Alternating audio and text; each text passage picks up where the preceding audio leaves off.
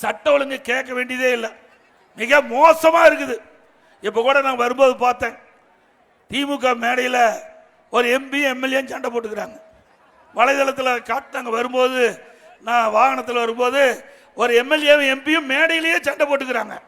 அப்புறம் எங்க போய் நாட்டு மக்களை காப்பாற்ற போறாங்க?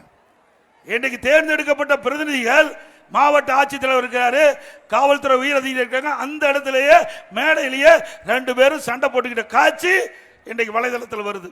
அதோட 2 நாளைக்கு முந்தி, நேற்றைக்கு முன்தினம் இன்றைக்கு சென்னையில் சிறையிலிருந்து நீதிமன்றத்திற்கு ஆஜர்படுத்த கைதிகளை பேருந்தில் அழைச்சிட்டு போறாங்க. அழைச்சிட்டு போகும்போது திருப்பி கூட்டிட்டு வரும்போது, நீதிமன்றத்தில் ஆஜர்படுத்தி திருப்பி கூட்டிட்டு வரும்போது, அதில் 2 வீலர் 2 பேர் வந்து, இருசக்கர வாகனத்தில் வந்த 2 பேர் அதுக்குள்ள சில பொட்டணத்தை போடுறாங்க எங்க பேருந்துக்குள்ள. உடனே அதுல பிரச்சனையாகி அங்கே கைதிகளுக்கும் காவலருக்கும் பிரச்சனை, அங்க தாக்கிக்கிறாங்க. இப்படிப்பட்ட காட்சி திமுகவில் தான் பார்க்க முடியும். எங்க போய் காவலருக்கே பாதுகாப்பு இல்லை, கைதி காவல்துறை அதிகாரியை மிரட்டுறாங்க. அந்த பேருந்து நிலையத்தில் போகும்போது வலைதளத்தில் வந்த காட்சி. அது மட்டும் இல்ல, பெண்களுக்கு இந்த ஆட்சியில் பாதுகாப்பே கிடையாது. இன்னைக்கு திருவள்ளூர் மாவட்டம், அந்த மாவட்டத்தில் மட்டும் 20 நாள்ல 11 பாலியல் குடும்பம் நடந்திருக்குது.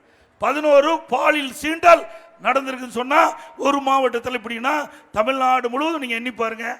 எனக்கு ஏற்கனவே நம்முடைய தொலைக்காட்சியில் பார்ப்போம், பத்திரிகைகள் பார்ப்போம், தங்கம் என்ன விலை, வெள்ளி என்ன விலைன்னு பார்ப்போம்.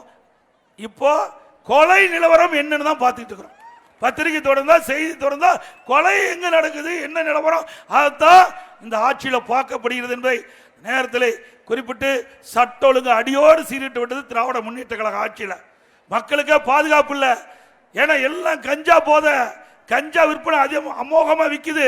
இன்னைக்கு காலையில் கூட நாங்கள் வந்து ஒரு ஹோட்டலில் வணிகர் பெருமக்கள், இன்னைக்கு நம்முடைய ஃபாதர், பிஷப் அவையெல்லாம் கலந்துக்கிட்டாங்க.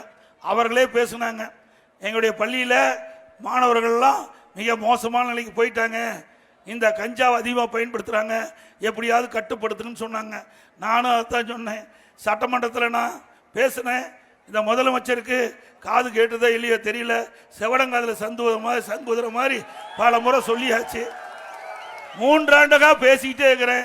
இன்றைக்கு போதைப் பொருள் நிறைந்த மாநிலமாக காட்சி அளிக்குது. மாணவர்கள், இளைஞர்கள், பொதுமக்கள் கடுமையாக இந்த போதைப் பொருளுக்கு கடுமையாகி சீரழிகிறாங்க. அதை தடுத்து நிறுத்த வேண்டும் என்று 3 ஆண்டு காலமாக சட்டமன்றத்தில் வாதாடிட்டு இருக்கிறோம். அதே போல தொலைக்காட்சியின் வாயிலாக தெரிவிக்கிறோம், அறிக்கையின் வாயிலாக தெரிவிக்கிறோம். ஆனால் இந்த ஆட்சியில் தடுத்த மாதிரி இல்லை.